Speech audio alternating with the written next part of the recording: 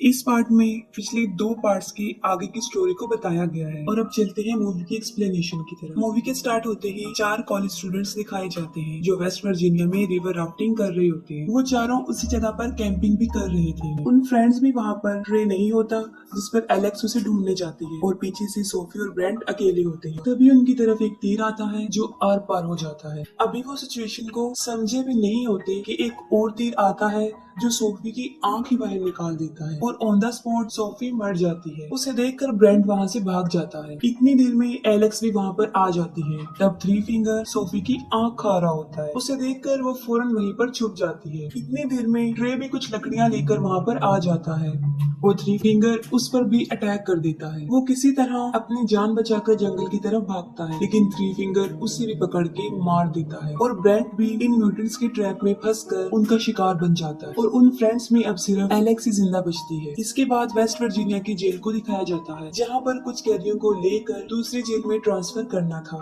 और ये जिम्मेदारी 3 पुलिस ऑफिसर्स को दी गई थी। वो टोटल कैदी 5 थी जिनमें एक था जेविस जो माफिया ऑर्गेनाइजेशन का हेड था और ये सब कुछ उसी के लिए हो रहा था। उनका ट्रांसफर 2 हफ्ते बाद होना था लेकिन पुलिस को ये पता चलता है कि जेविस के आदमी रास्ते में बस को हाईजैक कर सकती है और वो जेविस को छुड़वा कर ले जाएंगे और यही वजह है कि उन्होंने इमरजेंसी ट्रांसफर प्लान किया और साथ में अपना रूट भी चेंज कर दिया और उनका नया रूट वो खतरनाक वे था यानी पेपर मिल रोड। वो सब कैदियों को बस में बिठाकर वहाँ से चल पड़ते हैं। रास्ते में वो एक पुलिस स्टेशन पर स्टॉप करते हैं और वहाँ पर उन्हें शेरिफ कार और डेप्यूटी लेन मिलते हैं और वहीं हमें थ्री डोस भी दिखाया जाता है जो थ्री फिंगर का नेफ्यू है और ये वही है जो पिछले पार्ट में लास्ट सीन में एक छोटा बच्चा होता है जिसे थ्री फिंगर फीड कर रहा होता है और अभी भी वो इतना बड़ा नहीं हुआ होता लेकिन फिर भी वो ट्रैप सेटअप कर रहा होता है लेकिन वो खुद ही ट्रैप में फंस जाता है। तब थ्री फिंगर आकर उसकी हेल्प करता है और फिर वो दोनों मिलकर उस सेटअप को बिल्कुल सेट करके वहाँ से चले जाते हैं। दूसरी तरफ वो सब पुलिस स्टेशन में कुछ देर रेस्ट करने के बाद अपनी जर्नी पर चल पड़ते हैं। पेपर मिल रोड पर चढ़ते ही एक ट्रक उनका पीछा करने लग जाता है और वो थ्री फिंगर होता है। वो ट्रक के टायर में रेजर वायर फंसाकर उसे पंक्चर कर देता है जिससे वो बस कंट्रोल से बाहर हो जाती है और रोड से नीचे गिर जाती है। थ्री फिंगर ट्रक से उतरकर उन्हें देखने जाता है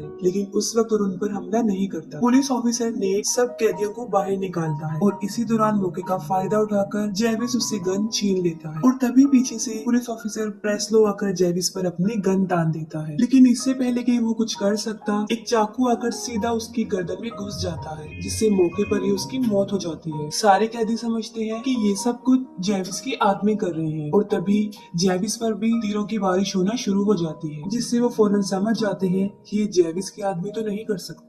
जेविस नेट को कहता है कि वो सबकी हथकड़ियों को खोल दे जिस पर नेट उसे जवाब देता है कि चाबी तो बस के अंदर ही रह गई है और बस को पूरी तरह आग लग चुकी थी और वो किसी भी टाइम ब्लास्ट हो सकती थी। एक पुलिस ऑफिसर वाल्टर भी बस के अंदर ही होता है और जब नेट चाबियां लेने बस में जाता है तो बिल्कुल ठीक वक्त पर वाल्टर को वहाँ से निकाल देता है। नेट जो चाबियां लेकर आया था वो बिल्कुल बेकार हो चुकी थी लेकिन फिर भी जेविस उसे नहीं मारता क्योंकि उसे पता होता है कि सिर्फ नेट ही है जो उन्हें इस जंगल से निकाल सकता है। और तभी वो लोग आगे बढ़ते हैं और झाड़ियों में से एक लड़की बाहर निकलती है जो नेट पर अटैक कर देती है और वो लड़की एलेक्स थी। वो उन्हें बताती है कि यहाँ पर एक म्यूटेंट रहता है जो लोगों को मारने के बाद उन्हें खा लेता है लेकिन कोई भी उसकी बात पर यकीन नहीं कर रहा था। हालांकि वो राफ्टिंग के बारे में भी बता चुकी थी जिस पर जेविस उसे उनकी लोकेशन तक लेकर जाने का कहता है। उसका बात करने का अंदाज रिक्वेस्टिंग बिल्कुल भी नहीं था और वो उन्हें वहीं ले जाती है और रास्ते में उन्हें एक बस मिलती है जो बिल्कुल पलटी हुई होती है जो पीछे से लॉक थी। जेविस नेट को उसकी कैब चेक करने के लिए भेजता है और वहाँ पर उसे उसकी चाबी और एक बंदूक मिल जाती है और वो गन वो वाल्टर को दे देता है और जब वो वैन को चेक करते हैं तो वो देखते हैं कि वो पैसों से भरी हुई है। इतने पैसे देखकर वो सब हैरान हो जाते हैं और जेविस उन्हें 2-2 बैग उठाकर वहाँ से जाने को कहता है और सब लोग 2 बैग उठा लेते हैं लेकिन वेल्टर जख्मी था और वो बैग उठा नहीं सकता था जिस पर जेविस उसे जबरदस्ती बैग उठाने के लिए कहता है और मौका देखकर वेल्टर जेविस को शूट करने लगता है लेकिन बदकिस्मती से उसमें गोलियां नहीं होती। लेकिन इस बात के लिए जेविस उसे माफी नहीं देता, वो सीधा उसके सर में गोली मार देता। इस पर नेट कुछ भी नहीं कर सकता था क्योंकि वो मजबूर था। फिर जेविस सबको आगे बढ़ने को कहता है और सबसे आगे एलेक्स होती है क्योंकि वही उन सबको रास्ता बता रही थी। चलते हुए उसका पाँव एक ट्रैप पर आ जाता है लेकिन नेट जल्दी से उसे बचा लेता है और वो ट्रैप वही था जो थ्री डॉग्स ने सेटअप किया था और वो वही ही चुप कर बैठा हुआ था। तभी वही निकल कर बाहर आ जाता है और उन पर अटैक कर देता है, लेकिन जेविस उसे गोली मारकर नीचे गिरा देता है।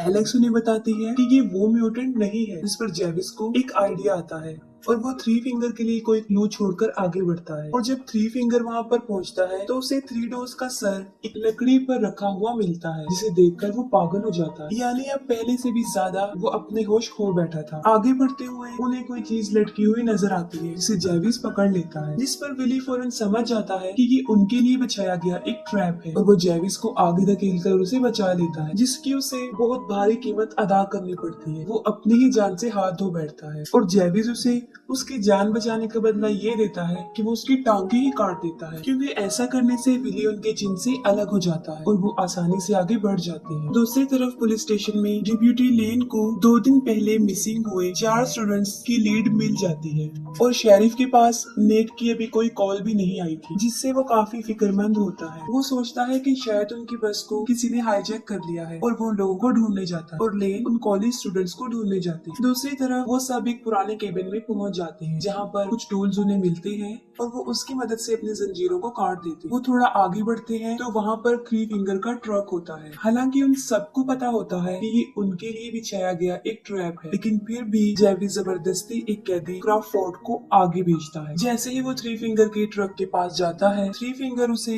रेजर वायर में फंसा कर ट्रक को वहाँ से ले जाता है और ट्रक को सड़क पर ले जाकर पूरी स्पीड से क्रॉफोर्ड को सड़क पर घसीटता है और वो इतनी शिद्दत से घसीटता है कि जब तक कि वो मर न जाए। पीछे से मौका देकर फ्लड जेविस पर हमला कर देता है और तब एलेक्स और नेट वहाँ से भाग जाते हैं। जेविस फ्लड को इतना मारता है कि वो अधमरा हो जाता है। एक और कैदी उसे वहाँ पर वैसे ही छोड़कर चले जाते हैं। शेरिफ उस बस पर पहुंचकर सारी इंफॉर्मेशन को आगे ट्रांसफर कर देता है। ये करने के बाद वो अपने डॉग को लेकर नेट को ढूंढने जंगल में चला जाता है। ब्रैंडन जेविस को कहता है कि उन्हें पैसों को यही छोड़कर नेट को ढूंढना चाहिए। जेविस उसकी बात मान लेता है और पैसे को कुछ टाइम के लिए वहीं पर छोड़ देता है और आखिरकार वो नेट को ढूंढ लेते हैं। जेविस उसे मारने ही वाला होता है कि नेट उसे बताता है कि यहाँ पर एक वॉच टावर है जहाँ से हम वो किसी से कांटेक्ट कर सकते हैं। जेविस उसे आखिरी मौका देता है और फिर वो उसे वहाँ पर लेकर जाता है और जैसे ही वो सब वहाँ पर पहुँचते हैं, वो देखते हैं कि वॉच टावर जलकर बुरी तरह राख हो चुका और इसे उन तीनों म्यूटेंट भाइयों ने जला दिया था। वहाँ पर कुछ ना मिलने पर जेविस नेट को शूट करने लगता है, लेकिन बिल्कुल सही टाइम पर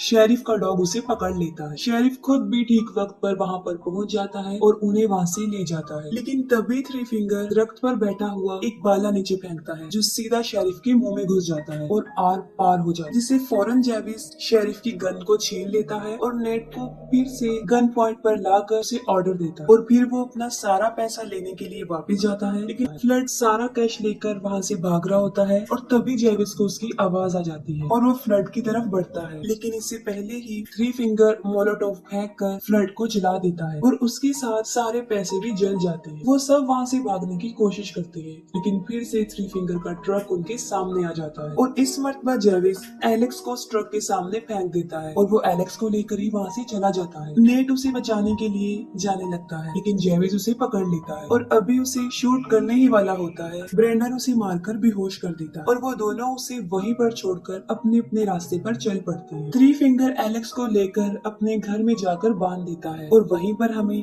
कैपिटी लेन की बॉडी भी मिलती है, क्योंकि इससे पहले थ्री फिंगर उसे भी पकड़कर मार चुका था। ब्रेंडन वहाँ से भाग रहा होता है और इतने ही देर में जेविस वहाँ पर आकर उसे मारकर बेहोश कर देता है। वो आगे बढ़ने लगता है, तभी थ्री फिंगर वहाँ पर पहुँच जाता है और उन दोनों की बहुत बड़ी लड़ाई होती है। जेविस थ्री फिंगर को इतना मारता है कि उसकी शक्ल ही बिगाड़ देता है और उसका फेस इतना बुरा बन जाता है कि वो पहचान में नहीं आता पहले से भी ज्यादा। लेकिन लास्ट में थ्री फिंगर ही जेविस पर भारी पड़ जाता है। वो उसकी खोपड़ी खोलकर उसका दिमाग खा लेता है और अपनी जीत को सेलिब्रेट करता है। नेट को शेरिफ का डॉग मिल जाता है जो उसे एलेक्स के पास लेकर जाता है। वो एलेक्स को छुड़ाकर वहाँ से निकलने लगते हैं, लेकिन थ्री फिंगर वहाँ आकर उन पर हमला कर देता है। थ्री फिंगर नेट को मारने ही वाला होता है कि तभी एलेक्स वही लकड़ी जिस पर थ्री डॉग्स का सर रखा था वो थ्री फिंगर को पीछे से मारती है, उसके अंदर घुसाकर उसे मार देती है और वो दोनों उसका ट्रक लेकर वहाँ से चल पड़ते हैं। लेकिन थ्री फिंगर अभी मरा नहीं होता और वो फिर से उनके ट्रक के सामने आ जाता है और उनके ट्रक पर चढ़ जाता है। वो नेट को पकड़ लेता है